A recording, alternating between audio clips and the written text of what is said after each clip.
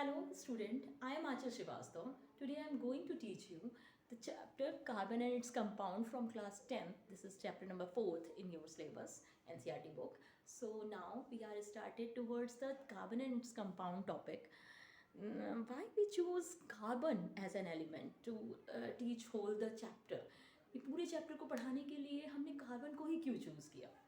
कोई अगर बता दे तो हम बहुत खुश होंगे. Please reply the answer. देखिए, हमने कार्बन को इसलिए चूज़ किया है क्योंकि कार्बन के जितने आप कंपाउंड्स पढ़ सकते हैं उतने किसी और एलिमेंट के नहीं हैं. नो डाउट ऑक्सीजन के बहुत अच्छे होंगे, नाइट्रोजन के भी बहुत होंगे, लेकिन कार्बन जितना वास्ट है, जितना बड़ा हम समझ सकते हैं, उससे ज़्यादा किसी और एलिमेंट के कंपाउंड्स नहीं बन सकते. सो हमें कार्बन को एक डिफरेंट चैप्टर आपकी क्लास में पढ़ा रहे हैं और एक ऑर्गेनिक केमिस्ट्री होती है जिसमें कार्बन के कंपाउंड ही पढ़ते हैं हम. जैसे केमिस्ट्री के 2 पोर्शन बढ़ जाएंगे, बाद में 3 पोर्शन भी बढ़ते हैं, फिजिकल, इनऑर्गेनिक, ऑर्गेनिक. आप 12th और उसके आगे भी पढ़ोगे तो फिजिकल, इनऑर्गेनिक, ऑर्गेनिक. तो organic chemistry is related to your carbon and its compound. ठीक है, सारा कुछ. तो आप जब पढ़ोगे आगे तो कार्बन से बनी हुई, क्योंकि इसकी वैलेंसी, अभी आपका बॉन्डिंग इसमें बताएंगे हम, तो इसकी जितनी वैलेंसीज और इसके जितना एटॉमिक स्ट्रक्चर को आप इसको डिटेल में पढ़ोगे तो उसकी एक चेन बनती जाती है. कभी सीधी चेन बनेगी तो उसे लीनियर अरेंजमेंट कहते हैं, कभी सर्कुलर चेन बनती है तो उसे बेंजीन रिंग का एलिमेंट कहते हैं, या सर्कुलर पोर्शन में बन जाता है, कभी हेक्सागोनल, ऑक्टागोनल, हर तरह के शेप्स बनते हैं, हर तरह के साइज़ में बहुत सारे मिलते हैं.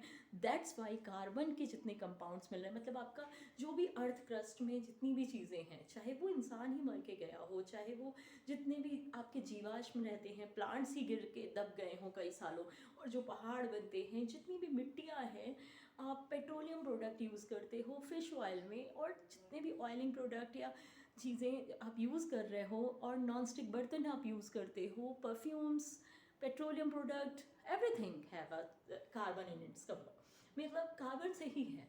डायमंड है, सब कुछ, ग्रेफाइट पेंसिल की नोक जो होती है, सब कुछ कार्बन है. बहुत कुछ, 90% चीज़ें जितनी भी आप यूज़ करने लगोगे, बाद में कार्बन के बारे में सर्च करोगे तो उसमें आपको इसलिए हमें इससे रिलेटेड एक पूरा चैप्टर पढ़ाना होगा, और इससे रिलेटेड पूरा चैप्टर है जिसे आपको समझना चाहिए, और इट्स वेरी इंटरेस्टिंग. आप जब पढ़ोगे तो आपको बहुत मज़ा आएगा. सो होप इट्स क्लियर कि why we choose carbon as a compound in this chapter. तो क्योंकि कार्बन के इतने सारे एलोट्रोप्स और कंपाउंड्स बन सकते हैं इसकी वैलेंसीज के कारण, इसकी ज्वाइनिंग कैपेसिटी के कारण, कि हमें इससे रिलेटेड एक चैप्टर बनाना होगा और हम इसको अच्छे से समझ पाएंगे. I think it is clear. Now we move to the another section. What is bonding of carbon? Bonding क्या होती है? बॉन्डिंग मतलब पहली चीज़ तो आपकी जो एनसीईआरटी बुक के अकॉर्डिंगली है, तो बॉन्डिंग क्या होगी, मतलब आपका एटॉमिक नंबर क्या होगा. एटॉमिक नंबर, आई थिंक आप लोग इतना तो साइंस उसमें पढ़ के आए होंगे 9th क्लास में, कि स्ट्रक्चर ऑफ एटम में और एटम एंड मॉलिक्यूल वाले चैप्टर में atomic number of carbon, carbon is what, 6. जब एटॉमिक नंबर 6 है तो वो किस तरह से, KLMN, एटलीस्ट 4 तो होती ही हैं शेल्स उसमें. किसी भी बीच में न्यूक्लियस होता है, एक बार रिमाइंड करा देती हूँ मैं. बीच में न्यूक्लियस है, दिस इज कॉल्ड न्यूक्लियस, और न्यूक्लियस में प्रोटॉन एंड न्यूट्रॉन रहते हैं. I think you know, if you are in 10th class तो 9th क्लास का स्टैंडर्ड का थोड़ा बहुत आता होगा, और नहीं आ रहा है तो मैं बता देती हूँ. Proton has a positive charge in it and neutron is neutral in charge. And जब इसके चारों तरफ शेल्स बनी होती हैं, first shell, second shell, third shell, इस तरह 2-3 हमने फिलहाल बना दी, कि इसका नाम फर्स्ट, सेकेंड, थर्ड भी रखते हैं, और समटाइम्स KLM, और अगर चौथी होती है तो N भी रखा जाता है. तो इस पर फॉर्मूला के अकॉर्डिंगली फर्स्ट शेल में कितने इलेक्ट्रॉन्स रह सकते हैं, हमने जब आपको 9th क्लास में पढ़ाया था तो भी बताया था, 2n² के हिसाब से इसमें इलेक्ट्रॉन्स रहते हैं. N is what, the number of shell. तो फर्स्ट शेल में 2 × 1 का square, that means maximum 2 electrons रह सकते हैं फर्स्ट शेल में. ठीक है. एंड सेकेंड शेल में कितने बचे, अब जब 6 इलेक्ट्रॉन्स हैं तो फर्स्ट शेल में 2 एंड सेकेंड शेल में 4. I think it is clear to you कि फर्स्ट शेल में 2 इलेक्ट्रॉन्स रहते हैं हमेशा, 2 से ज़्यादा नहीं रहते. तो बाकी बचे कितने, 4. तो चार्ज किस में चले जाएंगे, सेकेंड शेल में. 2 और 4, लेकिन ऑक्टेट आपने नाम शायद याद होगा, 9th क्लास में पढ़ा होगा कि ऑक्टेट मतलब 8 इलेक्ट्रॉन्स को कंप्लीट करने वाले, that is called as octet. Octet जब कोई भी एलिमेंट ऑक्टेट के फॉर्म में आ जाता है, मतलब 8 इलेक्ट्रॉन्स उसके आउटर मोस्ट ऑर्बिट में हो जाते हैं, तब वो स्टेबल हो जाता है, उसमें नोबल गैस का कॉन्फ़िगरेशन, या फिर हम कहते हैं स्टेबल एलिमेंट बन जाता है।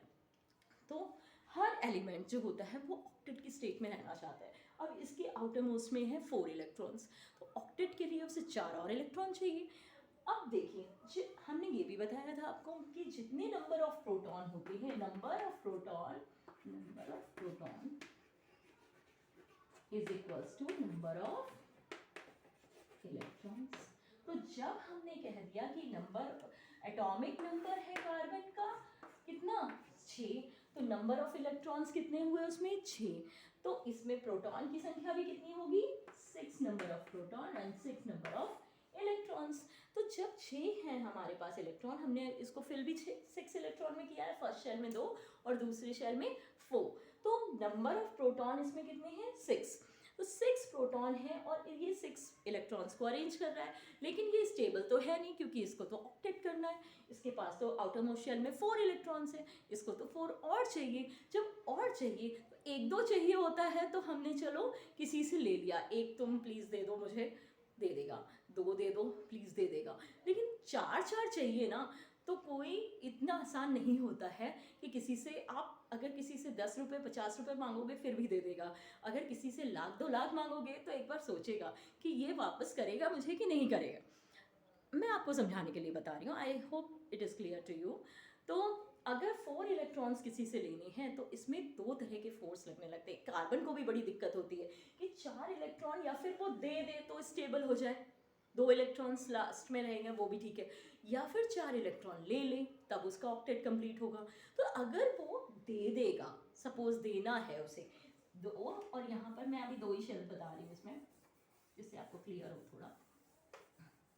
तो अगर इसके में 4 इलेक्ट्रॉन्स हैं, अगर इसने चारों अपने निकाले तो एक एक को निकालने में एनर्जी बहुत लगती है। तो यहाँ के 6 इलेक्ट्रॉन्स जो है जब एक एक को हटाएंगे तो उनको बहुत एनर्जी अपने से देनी पड़ेगी इलेक्ट्रॉन्स को रिमूव करने के लिए, और ये भी मुश्किल होगा कि 6 प्रोटॉन सिर्फ 2 इलेक्ट्रॉन्स को कैरी किए हुए हैं।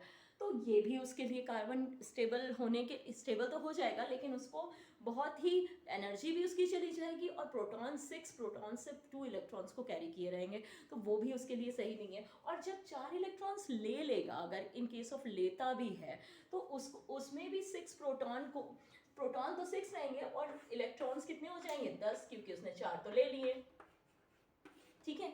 तो पहले तो 6 थे इलेक्ट्रॉन्स, प्लस उसने 4 ले लिए, तो अब उसके पास हो गए 10 इलेक्ट्रॉन्स। तो 6 प्रोटॉन 10 इलेक्ट्रॉन्स को कैसे अपने पास कैरी करके रख पाता है, कैसे उसको संभालेगा, तो ये भी उसके लिए एक नया चैलेंज है। So that is the reason कि दोनों ही चीज़ें उसको मुश्किल हो रही हैं, ना वो दे पा रहा है और ना ही 4 इलेक्ट्रॉन्स ले पा रहा है।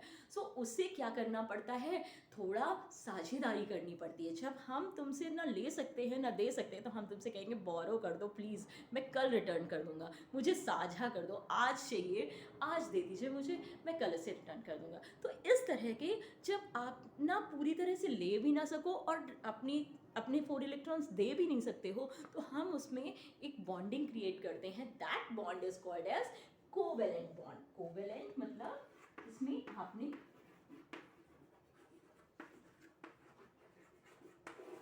Think it is clear to you, जब आप 4 इलेक्ट्रॉन्स को ना ले रहे हो ना दे रहे हो, मतलब अपने इलेक्ट्रॉन्स कम करने में भी आपको एनर्जी लग रही है बहुत ज़्यादा, और जब आप ले रहे हो तो भी आपके पास प्रोटॉन पे बहुत ज़्यादा वेट हो रहा है कि 10 इलेक्ट्रॉनों को हम संभालेंगे कैसे, तो नहीं ले पा रहे हो, तो आप उसमें साझेदारी करने लगते हो, आप उसमें बराबरी की दोस्ती रखने लगते हो कि ठीक है आज मैं ले लेता हूँ, कल मैं तुम्हें दे दूँगा तुम्हारे 4 इलेक्ट्रॉन, आज मुझे स्टेबल होने दो। तो इस तरह से जब 2 कार्बन, अभी कार्बन को समझाने से पहले मैं हाइड्रोजन और नाइट्रोजन को क्लियर करती हूँ। तो जब 2 कार्बन किसी भी एलिमेंट से जुड़ता है तो वहाँ पे मोस्टली उसके बॉन्ड कैसा बनता है, कोवेलेंट। और क्यों बनता है मैंने उसको एक्सप्लेन कर दिया। I hope it is clear to you. अगर कोई प्रॉब्लम हो तो फिर बताइएगा। नेक्स्ट टॉपिक मैं अगले वीडियो में हाइड्रोजन, नाइट्रोजन, ऑक्सीजन सब के बारे में समझाऊंगी। Thank you. If you like this video, so give me a like button and subscribe my channel. Thank you very much.